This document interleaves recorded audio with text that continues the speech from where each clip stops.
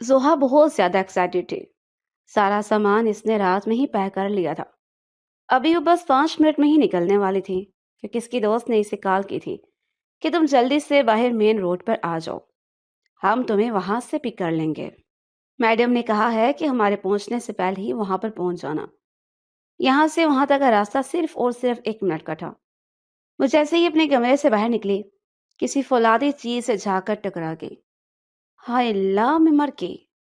اوف، یہ کیا بدتمیزی ہے؟ دیکھ کر نہیں چل سکتے کیا؟ اس کو لگ رہا تھا کہ ولید ہوگا، کیونکہ اس حویلی میں صرف ولید صاحب کو ہی صبح جلدی اٹھنے کی عادت ہے۔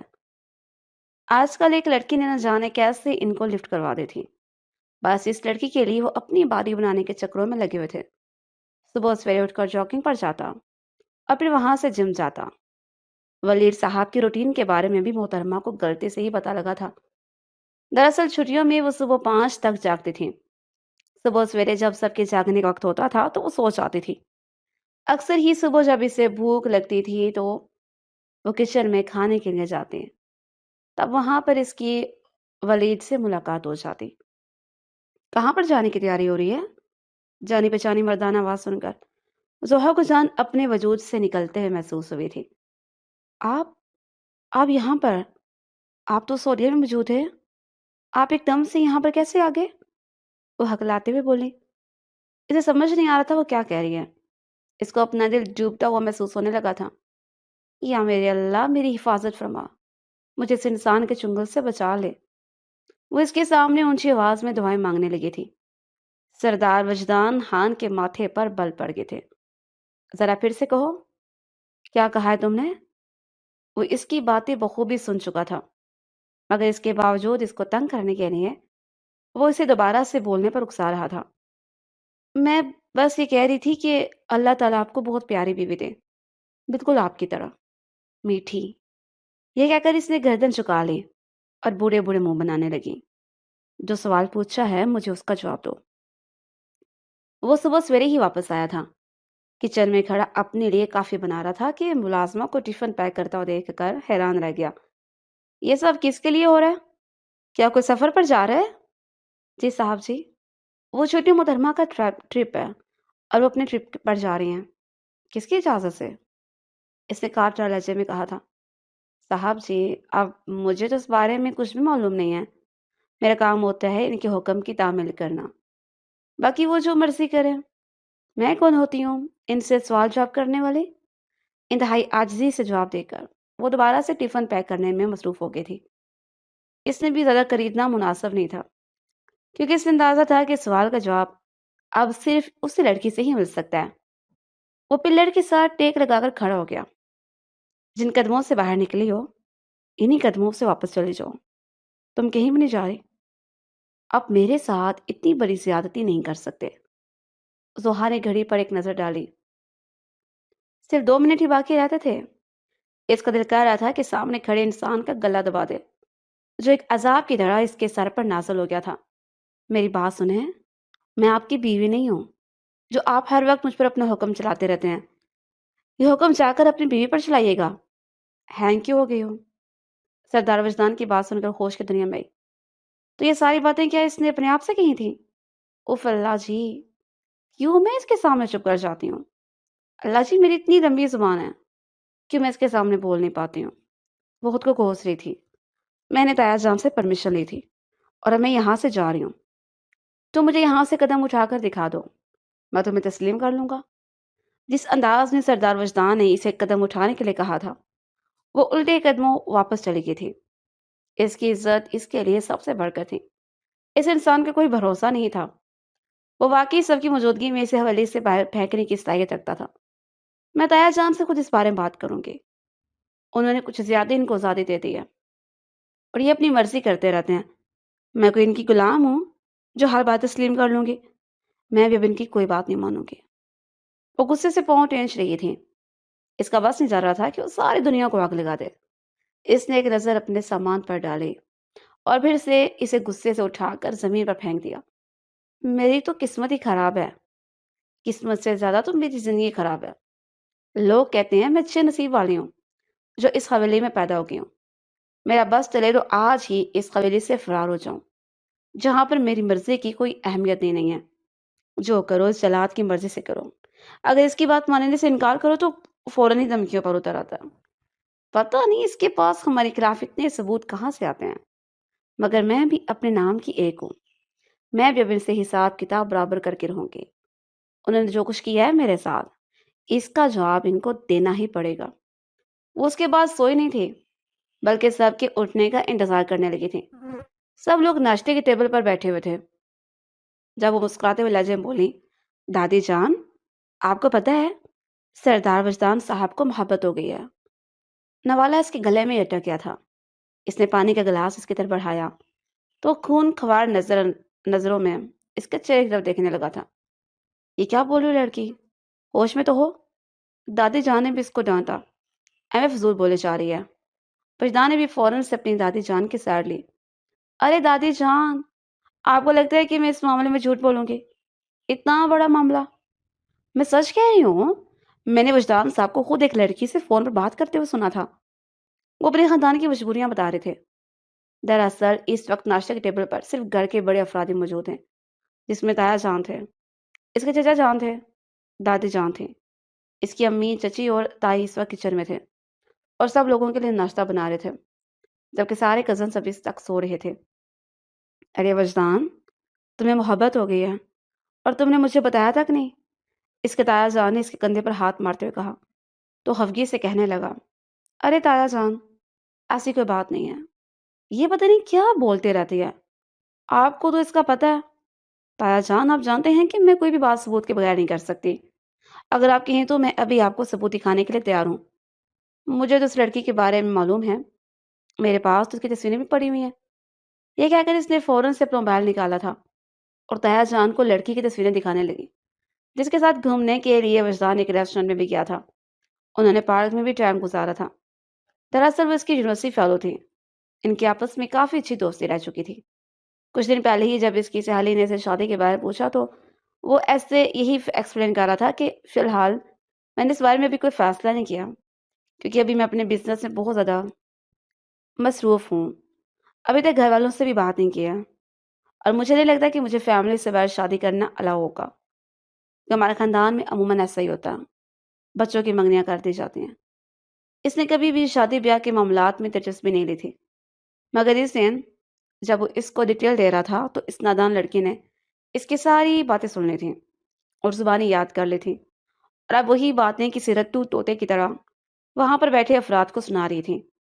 وجدان دل ہی دل میں فیصلہ کیا تھا کہ وہ اس کی گردن توڑ دے گا۔ اب وہ وہاں پر بیٹھا ان لوگوں کو صفائیاں پیش کر رہا تھا، جبکہ وہ مسکراتے ہوئے اپنے کمرے میں چلی گئی تھی۔ وہاں پر جا کر اس نے ایک چھوٹا سا جار اٹھایا جس میں اس نے بہت سارے کاکروچز قید کر رکھے تھے۔ اس کو پتا تھا کہ وجدان کو کیڑے مکوڑوں سے شدید چڑ ہوتی ہے۔ کیڑے مکوڑوں کو دیکھ کر اس کو گھن آتی تھی، اس کی طبیعت بھی خراب ہونے لگتی تھی۔ وہ اسے ڈرتا نہیں تھا، لیکن عجیب سی کوفت تھی جو اس کو محسوس ہوتی تھی۔ وہ ان چیزوں سے بہت زیادہ چڑھتا تھا۔ وہ سارے کاکروچز جس نے جا کر اس کے بیڈ پر پھیلا دیے تھے اور اب مسکراتے ہوئے اس کی باقی چیزوں کا جائزہ لے رہی تھی۔ کیا آج کے لیے اتنا کافی ہے؟ اس نے شیشے میں نظر آتے ہوئے اپنے عکس سے سوال کیا اور پھر اپنے کندھے کو تھپکتے ہوئے بولی، آج تم نے بہت زیادہ کام کیا، آج کے لیے بس اتنا ہی کافی ہے۔ وجدان صرف اتنا ہی برداشت کر پائے گا، اس کی ہمت اس سے زیادہ برداشت کرنے کی نہیں ہے۔ یہ کہہ کر کھلکھلاتی ہوئی وہ وہاں سے چلی گئی تھی، جبکہ اس کے جانے کے بعد جب وجدان اپنے کمرے میں داخل ہوا تو وہ بھی بہت زیادہ تھکا ہوا تھا، کیونکہ ساری رات اس کی سفر میں گزری تھی اور وہ صبح سویرے ہی واپس آیا تھا۔ وہ اپنے بیڈ پر گرا ہی تھا کہ کوئی چیز اس کے پیٹ کے اوپر سے گزری۔ اس کو عجیب سی جھنجھلاہٹ ہونے لگی۔ جیسے ہی اس نے اپنا کمبل اٹھایا، سامنے نظر آنے والے منظر کو دیکھ کر اسے ابکائی آنے لگی۔ اس لڑکی کو اب میرے چنگل سے کوئی نہیں بچا سکتا۔ وہ تن فن کرتا ہوا اس کے کمرے میں گیا اور زور زور سے اس کا دروازہ بجانے لگا، مگر وہ اپنے کانوں میں ہیڈ فون لگا کر گہری نیند کی وادیوں میں جا چکی تھی۔ اس کے لبوں پر ایک شرارتی سی مسکراہٹ پھیلی ہوئی تھی۔ کیا ہوا تھا کہ اگر وہ ٹرپ پر نہیں گئی تھی، اس نے گھر پر ہی بہت زیادہ انجوائے کر لیا تھا۔ وہ اب اپنے آپ کو یہی تسلیاں دے رہی تھی۔ دادی جان، اور ویسے میں سوچ رہی ہوں کہ مجھے باہر جا کر تعلیم حاصل کرنی چاہیے۔ پاکستان کی ایجوکیشن کا معیار میرے مطابق نہیں ہے۔ اپنے بالوں کو ہوا میں لہراتے ہوئے وہ مسکراتے ہوئے بولی، سیکنڈ ایئر تم سے پاس نہیں ہو رہی ہے اور خواب دیکھ رہی تم باہر جا کے وہاں پر نالائق اسٹوڈنٹ کی کوئی نہیں رکھتے۔ ولید نے اسکیل میں اضافہ کرتے ہوئے کہا تو چلاتے ہوئے کہنے لگی، تم تو اپنا منہ بند رکھو، تم جس طرح سے پاس ہوتے ہو یہ مجھے بہت اچھے طریقے سے پتا ہے۔ دادی جان، پچھلی بار بھی اس نے پیپرز میں چٹیاں رکھی ہوئی تھیں، سپرنٹینڈنٹ نے اس کی ساری چٹیاں پکڑ لی تھیں، اس کو پیپر سے فارغ کرنے والے تھے، مگر اس نے منت سماجت کی تھی اور سر نے بھی اسی کا ساتھ دیا تھا، جس کی وجہ سے یہ بچ گیا تھا، ورنہ بورڈ کے پیپرز میں اگر یہ سسپینڈ ہو جاتا تو اس کے 3 سال ضائع ہو جانے تھے۔ وہ جو بدلہ لینے پر آتی تھی تو پھر کسی کا بھی لحاظ نہیں کرتی تھی۔ ولید اپنے بولنے پر پچھتا رہا تھا، اسے اچھا تھا کہ وہ چپ ہی رہ جاتا، کم از کم وہ لڑکی اس کا پول تو نہ کھول دیتی۔ شکر ہے کہ میں نے تمہیں اپنا کوئی راز نہیں دیا، ورنہ تم تو اس کے اشتہار چوراہے پر لگاتی۔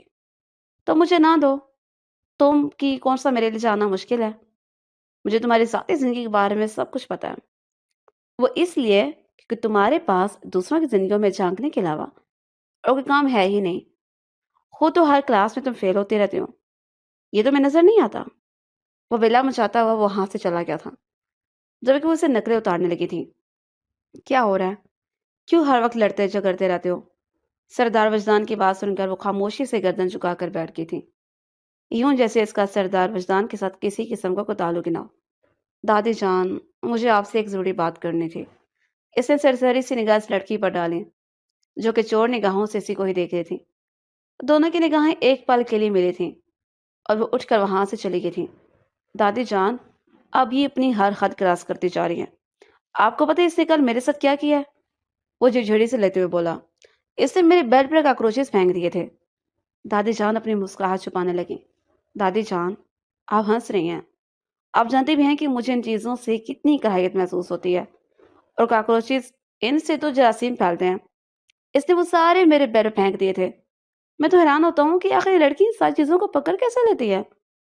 باقی سب لڑکیاں تو ان سے ڈرتی ہیں، خوفزدہ ہوتی ہیں، ان کو دیکھ کر ہی چلانے لگتی ہیں، جبکہ اس کو دیکھ کر لگتا ہے کہ اس نے ہر چیز ہی اپنے پاس ڈبے بند کی ہوئی ہوتی ہے۔ تو تم اس کو کیوں پریشان کرتے ہو؟ کیوں اس کی زندگی میں مداخلت کرتے ہو؟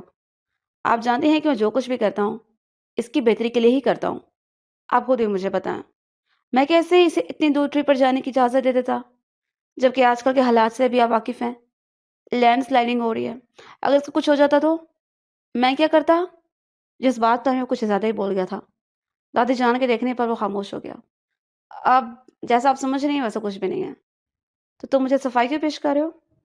میں صفائی پیش نہیں کر رہا، جلجلاتے وہاں سے اٹھ کر چلا گیا تھا۔ اس دن وہ بہت زیادہ بور ہو رہی تھی، اس کو سمجھ نہیں آ رہا تھا وہ کیا کرے۔ اس نے دیکھا کہ حویلی کا پینٹ اترا ہوا تھا۔ دادی جان، اگر آپ مجھے اجازت دیں تو کیا میں الاؤنج میں پینٹ کر دوں؟ یہ لو، میرے ہاتھ دیکھو، اس طرح کی غلطی کوئی مت کرنا، اور تمہیں یہ سب کچھ کرنے کی کوئی ضرورت بھی نہیں ہے، اس کے لیے ملازم موجود ہیں، بہتر یہی ہے کہ تم اپنے کام سے کام رکھو۔ اس آئیڈیا کے ساتھ ہی اس کے دماغ میں ایک اور شیطانی خیال آیا تھا۔ اس نے خوشی سے دادی جان کو اپنے گلے سے لگا لیا اور ان کو بوسہ دیتے ہوئے کہنے لگی، دادی جان، آپ گریٹ ہیں۔ ارے ارے، کیا ہو گیا لڑکی؟ ایک دم سے کیا چل رہا ہے تمہارے دماغ میں؟ کچھ بھی نہیں، بس اپنے کچھ حساب کتاب چکتا کرنے ہیں۔ یہ کہہ کر وہ بچوں کی طرح اچھلتی ہوئی وہاں سے چلی گئی، جبکہ دادی جان نے ایک تعصب بڑی نگاہ اس پر ڈالی اور دوبارہ سے تسبیح پڑھنے میں مصروف ہو گئی تھی۔ اس لڑکی کا کچھ بھی نہیں ہو سکتا، اس کو سمجھنا تو میرے بس سے باہر ہو گیا۔ اب صرف اس کی ماں ہی ہے جو اس کو سنبھال سکتی ہے۔ اللہ کرے کہ جلدی اس کی ماں عمرے سے واپس آ جاؤ۔ اس نے اپنے ملازم سے پینٹ کا ایک ڈبہ لیا اور ڈبہ لے کر محترم سردار وجدان خان کے کمرے میں چلی گئی۔ بی بی صاحبہ، اگر میں آپ کو ایک مشورہ دوں تو آپ برا تو نہیں مانیں گے؟ نہیں، مجھے تمہارے مشورے کی کوئی ضرورت نہیں ہے، میں جانتی ہوں کہ تم کس کے بارے میں بات کرنے والی ہو۔ میں تمہارے حساب سے گھبراتی ہوں، میں تمہارے حساب کو مجھ سے گھبرانا چاہیے اور میری زندگی میں مداخلت کرنے سے پہلے 100 بار سوچنا چاہیے۔ تمہیں پتا ہے کہ اس بار اس نے کیا کیا ہے؟ میرے گریڈز اس نے سب حویلی والوں کو دکھائے ہیں۔ بی بی صاحبہ، آپ اگر تھوڑی سی محنت کر لیا کریں تاکہ آپ کو اس طرح کی کوئی بھی فکر لاحق نہ ہو۔ او ہیلو، زیادہ فری ہونے کی ضرورت نہیں ہے، شیر خان بنو، میرے ابا نہ بنو۔ اس نے وہاں سے جانے کا اشارہ کیا اور خود کام میں مصروف ہو گئی تھی۔ اس نے پنک کلر کا سارا پینٹ دیواروں پر کیا تھا اور اب اس پر سنڈریلا کی پینٹنگ بنا رہی تھی۔ پینٹنگ کرنے میں تو وہ بچپن سے ہی بہت زیادہ ماہر تھی۔ اس کے ساتھ وہ لہرا لہرا کر گانے گا رہی تھی اور خود کو پرنسس تصور کر رہی تھی۔ اس کے لبوں پر ابھی بھی ایک شرارتی مسکراہٹ پھیلی ہوئی تھی۔ اس نے ایک پنک کلر کی بیڈ شیٹ اپنے کمرے کے لیے منگوائی تھی، لیکن اب اس نے وہ بیڈ شیٹ اس کے بیڈ پر پھیلا دی۔ واو، میرا ڈسنی پرنس! یہ کہہ کر وہ اونچی اونچی آواز میں ہنسنے لگی۔ اس کی شکل یاد کر کے مسرور ہو رہی تھی کہ جب وہ شخص اس کمرے کو دیکھے گا تب اس کا کیا حال ہوگا۔ ہائے، کاش میں اس کے چہرے کی فرسٹ ایکسپریشن دیکھ سکتی، لیکن کوئی بات نہیں، اتنا ہی کافی ہے کہ وہ میری وجہ سے چوکنا ہو جائے گا۔ اس کے کمرے کی دیواروں پر پینٹ کرنے کے بعد وہ اس کی کبرٹ کے سامنے جا کر کھڑی ہو گئی تھی اور اب وہاں پر بھی مختلف پرنسس کی شکلیں بنانے لگی۔ ریپنزل کی شکل بنانے کے بعد اس نے دوسری سائڈ پر سنڈریلا کی شکل بنائی اور پھر ایک سنیپ لے کر سب کو سٹریک بھیج دی۔ لیکن اس نے اس چیز کا خیال رکھا تھا کہ صرف حویلی والوں کی طرف مت جائے۔ سب سہیلیاں اس کو داد دے رہی تھیں اور اس کو شاباشی سے نواز رہی تھیں۔ یہ دیکھ کر اس کی ہمت مزید بڑھ گئی تھی۔ جب اس کمرے سے باہر نکلی تو اس کی حالت دیکھنے والی تھی۔ اس نے ملازمہ کو حکم دے دیا کہ جا کر ان کے فرش کی صفائی کر دو اور خیال رکھنا کہ دیواروں سے پینٹ نہ اترے۔ اگر دیواروں سے کچھ ذرا سا بھی کچھ ہوا تو میں تمہیں جان سے مار دوں گی، اور ہاں، اس بارے میں کسی کو مت بتانا۔ جو کچھ تم نے دیکھا ہے اس کو بھول جانا، بدلے میں تمہیں پورے 5,000 دوں گی۔ ملازمہ کے منہ میں پانی آ گیا تھا۔ وہ بھی اسی کی طرح ہی لالچی تھی کہ ایسے اتنی اچھی آفر اپنے ہاتھوں سے نکلنے کی اجازت دیتی۔ بانو تو پیسے کے پیچھے پاگل تھی۔ کمرے کی صفائی کرنے کے بعد وہ اس کے پاس آئی۔ اس نے اپنے بیگ سے 5,000 کا نوٹ نکال کر اس کے حوالے کیا۔ مجھے بتاؤ کہ تمہارے ساتھ کب واپس آ رہے ہیں؟ جی وہ تو آج شام کو واپس آ رہے ہیں۔ واو، یہ تو بہت ہی خبر دی ہے تم نے مجھے، یعنی آج شام کو اس کی چیخیں پوری حویلی میں گونجیں گی۔ قسم سے میرے تو کان ٹیرس کے ہیں اس کی چیخوں کی آواز سن کر۔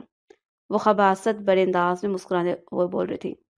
ملازمہ کو اندازہ ہو گیا تھا کہ وہ شیطان کی نانی ہی ہے، کیونکہ اتنا دماغ شرارتی کاموں میں کسی کا بھی نہیں چلتا تھا جتنا دماغ اس کا چلتا تھا۔ بی بی صاحبہ، کیا میں آپ سے ایک سوال پوچھوں؟ اور ایک کیا، تم مجھ سے 1000 سوال پوچھو۔ آج میں بہت خوش ہوں اور تمہارے سارے سوالات کے جواب دوں گی۔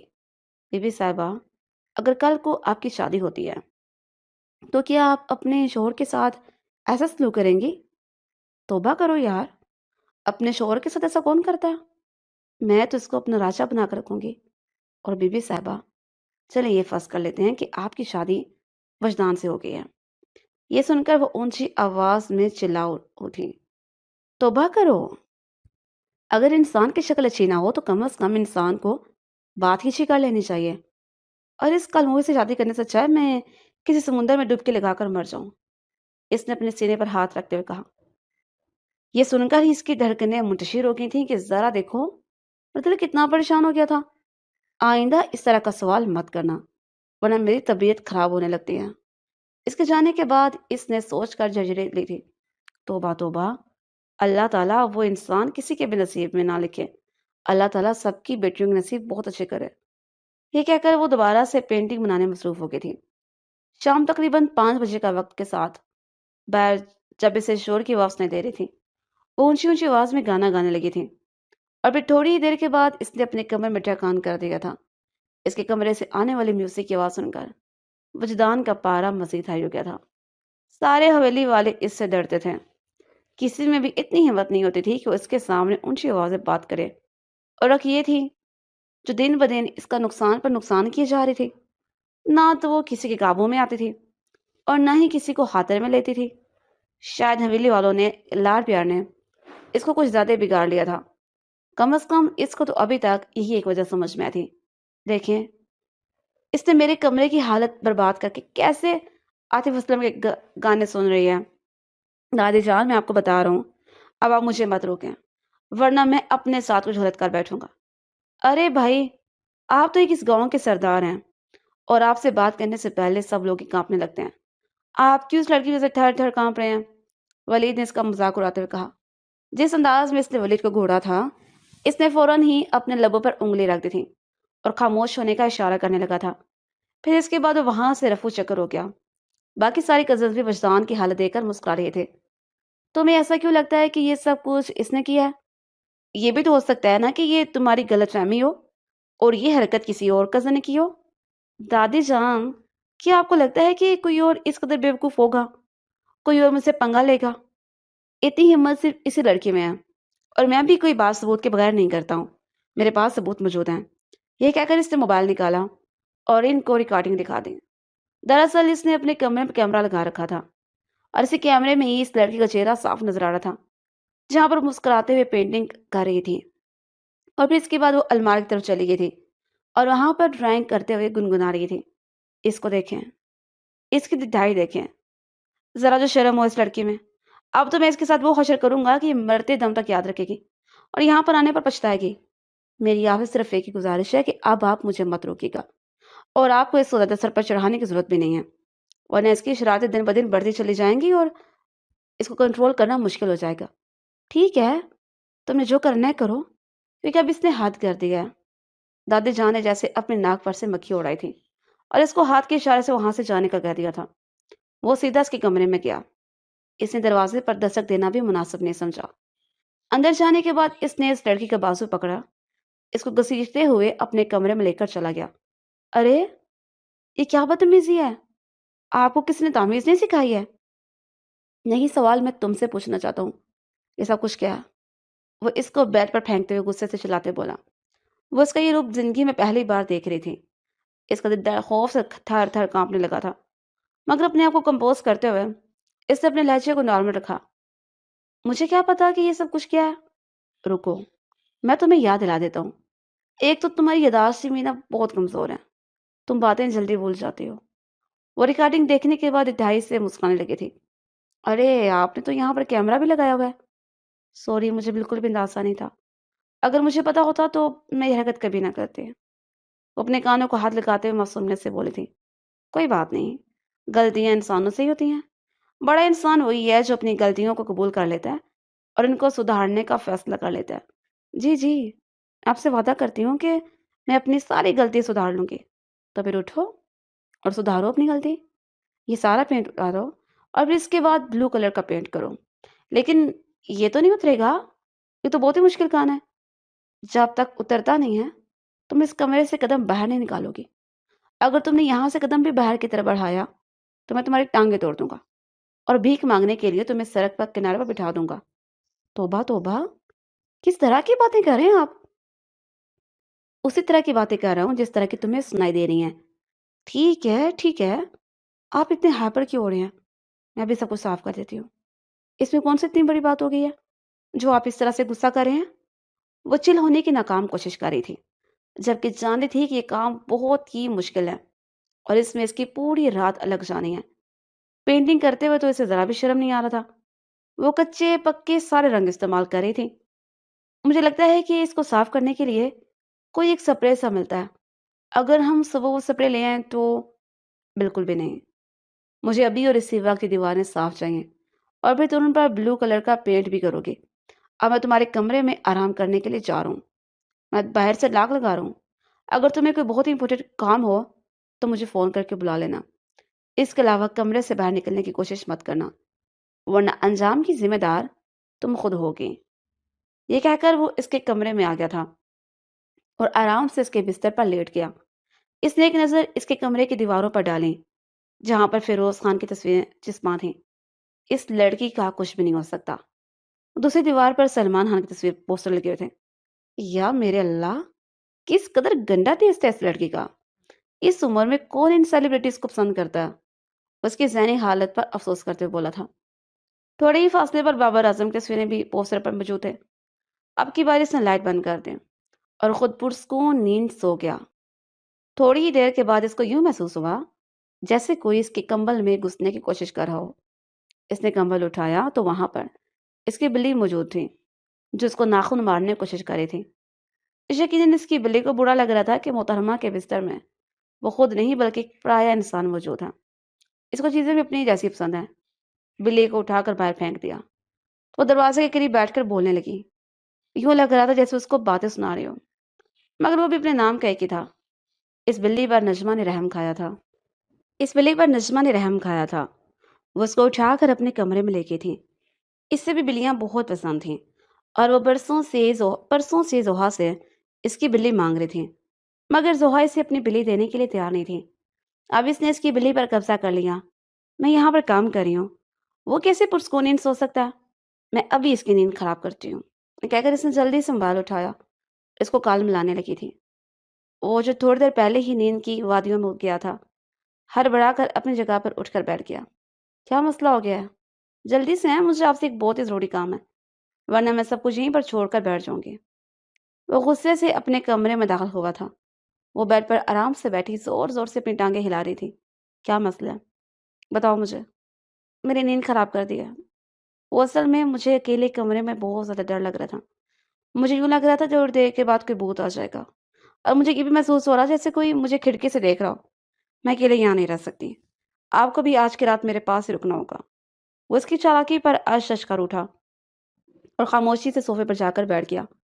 اس کے لیے جاگنا کوئی مشکل کام نہیں تھا، بلکہ وہ اکثر دیر تک جاگتا رہتا تھا۔ اب اپنے موبائل میں مصروف ہو گیا، جبکہ وہ پینٹ اتارنے کی کوششوں میں ہلکان ہو رہی تھی۔ آپ جانتے ہیں کہ فرشتے آپ کا الگ سے حساب لیں گے، آپ کو کونے میں لے کر جائیں گے اور پھر سے سوال جواب کریں گے۔ جو ظلم آپ مجھ پر کر رہے ہیں، اس کا بھی حساب آخرت میں آپ سے ٹکا کر لوں گی۔ مجھے یہ بتاؤ کہ تم مجھ سے کیا توقع کر رہی ہو؟ کہ میں تم سے معافی مانگوں گا، یا پھر میں تم پر ترس کھا کر تمہیں جانے کی اجازت دے دوں گا؟ اگر تمہارے دماغ میں اس طرح کی کوئی بھی سوچ موجود ہے تو اس سے کھرش کر نکال دو کہ ایسا کچھ بھی نہیں ہونے والا۔ صبح تک تم یہیں پہ کھڑی ہو کر کام کرو گی، اور یہ کام صبح تک کمپلیٹ نہیں ہوتا تو پھر تم شام تک اسے کمپلیٹ کرو گی۔ تم جتنا زیادہ بولو گی تمہاری سزا اتنی زیادہ بڑھتی چلی جائے گی۔ سمجھ آ رہی ہے نا؟ وہ اس کو تنبیہ کرتے ہوئے بولا تھا۔ وہ دوبارہ سے اپنے کام میں مصروف ہو گئی۔ اللہ تعالیٰ آپ کو کالی بیوی دیں گے، یہ بات یاد رکھیے گا۔ آپ کی بیوی گنجی ہوگی، آپ کے بچے بھی گنجے ہی پیدا ہوں گے۔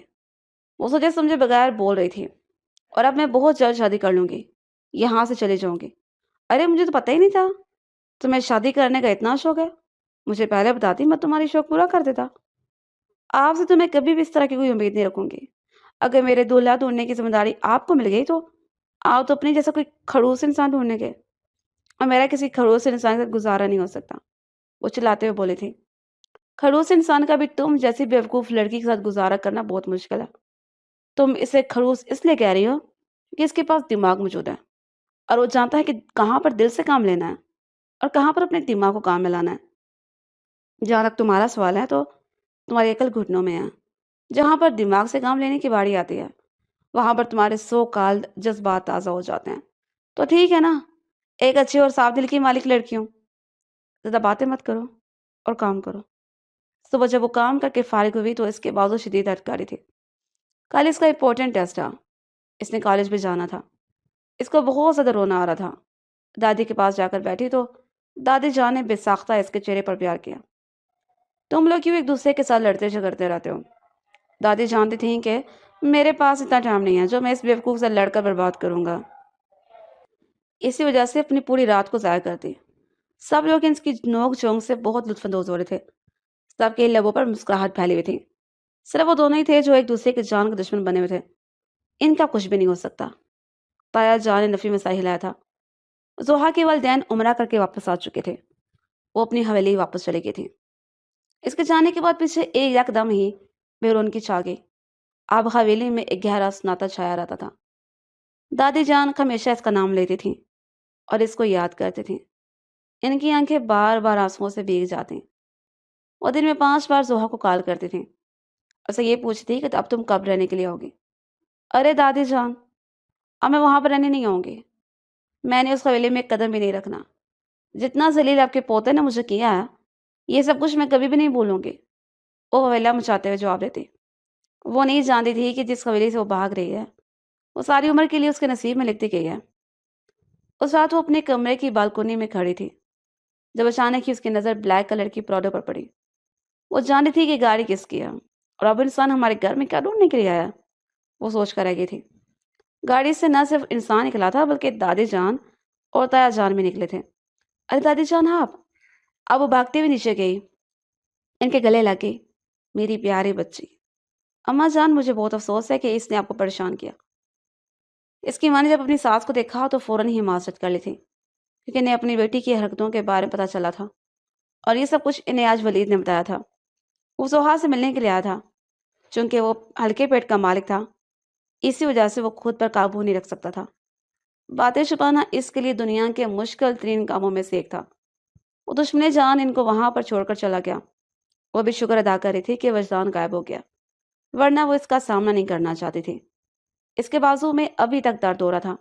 زوہا بیٹا، تم اپنے کمرے میں جاؤ، ہم نے ایک بہت ہی ضروری بات کرنی ہے، اس کی ماں نے پیار سے اس کے چہرے کو تھپکتے ہوئے کہا، تو اس کے ذہن میں کچھ غلط ہونے کا احساس ہونے لگا۔ امی، ایسی کون سی بات ہے جو آپ میری غیر موجودگی میں کریں گے؟ اب ہر بات تمہیں بتانا ضروری نہیں ہے، جو کچھ کہا ہے وہ کرو اور اپنے کمرے میں جاؤ۔ وہ اپنے کمرے میں آ چکی تھی اور بے چینی سے کمرے میں ٹہل رہی تھی۔ اس نے ولی میں کال کر کے ولید سے پوچھا تو اس کو تنگ کرتے ہوئے کہنے لگا، بھائی ایک ہی بات ہو سکتی ہیں، کیا پتا وہ تمہارا رشتہ مانگنے کے لیے آئے ہوں؟ تم تو جانتی ہو کہ دایا جان تم سے کس قدر محبت کرتے ہیں، ان کی زبان تمہارا نام لیتے ہوئے نہ تھکتی تھی۔ مجھے لگتا ہے کہ وہ تمہیں اپنے گھر کی بہو بنانا چاہتے ہیں۔ تم تو چپ ہی کرو، جو تم سے کال کر کے اپنی زندگی کا سب سے غلط فیصلہ کیا ہے۔ وہ صبح ہونے کا انتظار کر رہی تھی۔ صبح ہوتے ہی وہ اپنی امی کے پاس کچن میں چلی گئی۔ امی بتائیں نا، رات کے وقت آپ دادی جان سے کون سی بات کی تھی؟ بس تمہارے رشتے کی بات کر رہے تھے۔ میں تمہارے رشتے کے لیے بہت پریشان ہوں، نہ جانے کون تم سے شادی کرے گا۔ جس طرح کی تمہاری حرکتیں ہیں، لوگ تمہارا نام سن کر پناہ مانگنے لگتے ہیں۔ پہلے تو تم نے محلے کے لوگوں کو تنگ کیا تھا، اب تم نے دادی جان کے محلے میں مشہور ہو چکی ہو۔ پڑوسی تمہاری شکایت لگا رہے تھے کہ روز تم ان کے گھر کی بیل بجا کر بھاگ جاتے ہو۔ بھلا مجھے بتاؤ کہ اس عمر میں کون سی لڑکیاں اس طرح کی شرارتیں کرتی ہیں؟ اس کے میں نے وہیں پر کھڑے کھڑے اس کو ڈانٹ دیا تھا۔ امی مجھ میں آخر کس چیز کی کمی ہے؟ تم میں عقل کی کمی ہے۔ جس دن تمہاری یہ کمی پوری ہوگی، اس دن تم دنیا کی بہترین عورت بن جاؤ گی۔ وہ جھنجھلاتے ہوئے بولی تھی۔ یہ باتیں اس کے دل پر لگی تھیں۔ اپنے کمرے میں آ کر اس نے پھور پھور کر رونا شروع کر دیا۔ آنسو تھے کہ رکنے کا نام ہی نہیں لے رہے تھے۔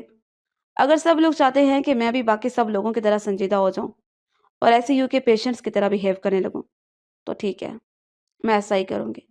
یہ کام بہت مشکل تھا، لیکن ناممکن نہیں تھا۔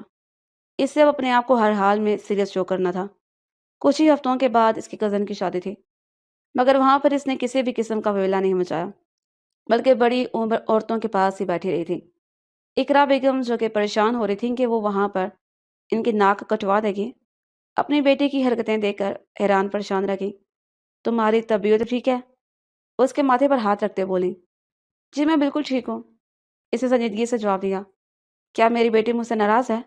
نہیں، میں کیوں آپ سے ناراض ہونے لگی؟ اچانک اس کی نظر وجدان پر پڑی تھی، جو اس کی سیالی کے ساتھ کونے میں کھڑا باتیں کر رہا تھا۔ مجھے پہلے اس انسان پر شک تھا۔ دیکھو تو کیسے ہنس ہنس کر باتیں کرے، ذرا بھی شرم لحاظ نہیں ہے اس میں۔ جب سے ولید نے اسے وجدان کے رشتے کی بات کی تھی، تب سے نہ چاہتے بھی وہ اس انسان کے بارے میں سوچنے لگی تھی، اور اس پر ایک نیا انکشاف ہوا تھا کہ وجدان کو پسند کرتی تھی۔ وہ اتنا برا بھی نہیں تھا جتنا برا وہ اس کو سمجھتی تھی۔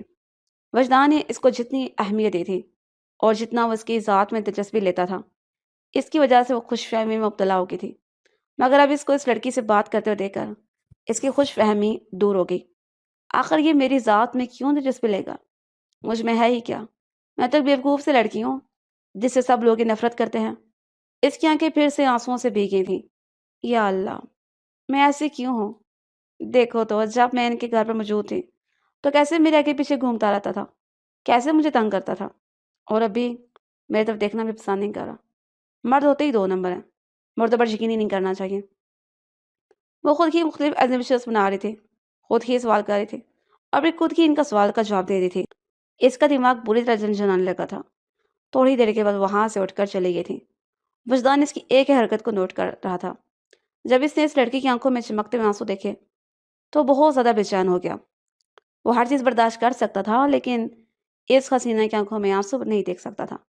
کیا ہوا ہے؟ تم ٹھیک تو ہو؟ وہ اس کے پیچھے جا کر کھڑا ہوا اور اس سے سوال کرنے لگا۔ آپ کو اس سے کیا فرق پڑتا ہے؟ آپ جا کر ان عورتوں سے گپے لگائیں جو آپ کو پسند ہیں۔ میں اسی کے پاس موجود ہوں جو مجھے پسند ہے، اس نے دھیمے لہجے میں کہا تھا، مگر اس نے یہ بات پوری نہیں سنی تھی۔ اسی وجہ سے وہ ویلا مچاتے ہوئے کہنے لگی، میں ان مردوں سے بات نہیں کرتی جو دوسری عورتوں کے ساتھ زیادہ فری ہوتے ہیں۔ کیا تم اس سے زیادہ سیریس ہو رہی ہو؟ کیا تم اس سے جالس ہو رہی ہو؟ نہیں، میں کیوں جالس ہونے لگی؟ تو پھر اس طرح کی باتیں کیوں کر رہی ہو؟ میں بس سب کو فیکٹس بتا رہی ہوں۔ تو اس کا مطلب یہ ہے کہ تمہاری ریسرچ بھی بہت خراب ہے، تمہیں اس پر بھی کام کرنا چاہیے۔ ضروری نہیں ہے کہ انسان جو کچھ دیکھتا ہے وہی سچ ہو، پر میں جو کچھ دیکھتی ہوں وہ ہمیشہ سچ ہی ہوتا ہے۔ وہ خود نہیں جانتی تھی کہ کیوں وہ اس طرح سے برتاؤ کر رہی ہے، وہ اسے اس بارے میں کیوں بات کر رہی ہے، وہ اس کو کیوں شو کر رہی ہے کہ وہ جیلس ہو رہی تھی۔ تھوڑے دنوں کے بعد اس کو پتہ چلا کہ اس کے گھر والوں نے اس کے کزن کے ساتھ اس کی منگنی کر دی ہے۔ کچھ دن پہلے اس کے لیے دلاور کا رشتہ آیا تھا۔ اس کو لگ رہا تھا کہ اس کی شادی دلاور سے ہو رہی ہے۔ وہ اس قدر غصے میں تھی کہ اس نے اپنا گھر والوں سے پوچھنا بھی گوارا نہیں کیا تھا۔ اس کی آنکھیں بار بار آنسوؤں سے بھیگ رہی تھی۔ جب بھی وہ سونے کے لیے لیٹی تو وجدان کا چہرہ اس کی نظروں کے سامنے گھومنے لگتا۔ شادی کے دن آن پہنچا تھا۔ وہ دلہن بنی اسٹیج پر بیٹھی ہوئی تھی۔ مولوی وہاں پر آ چکا تھا۔ جب اسے دلہے کا نام پوچھا گیا تو اس نے حیرت سے گھونگھٹ اٹھایا اور دلہے کے چہرے کو دیکھنے لگی تھی کیونکہ وجدان کا نام پوچھا جا رہا تھا۔ کیا میری شادی اس سے ہو رہی ہے؟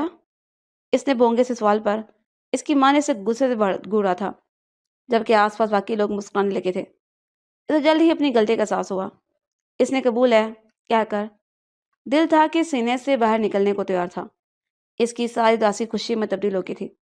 وہ ہمیشہ سے ایک ایسے انسان کی بیوی بننا چاہتے تھے جو اس کو اس کی شرارتوں کے ساتھ قبول کرے، اس کی معصومیت کو، اس کے اندر سے بچے کو نہ مارے۔